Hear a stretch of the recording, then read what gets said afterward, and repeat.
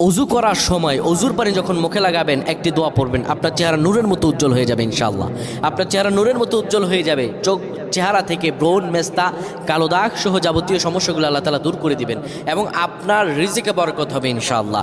আপনার দোয়াগুলো কবুল হয়ে যাবে। অনেকের চেহারা সুন্দর কিন্তু তাকাতে ইচ্ছে করে না, মনে হয় চেহারায় নুন নাই, কিন্তু অনেকের চেহারাই কালো কিন্তু দেখতেও ভালো লাগে। যেমন এই যে বেলাল হাবশি, চেহারা দিকে তাকালেই শান্তির সুবাতাস বয়ে আসতো। সাহাবীরা যার চেহারা দেখে অনেক প্রশংসিত করিয়েছিল এবং যার কলব স্বচ্ছ ছিল।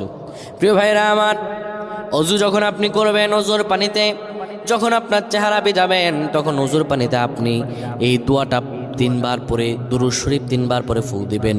দোয়াটি হলো আল্লাহু নূরুস সামাওয়াতি ওয়াল আরদ, আল্লাহু নূরুস সামাওয়াতি ওয়াল আরদ।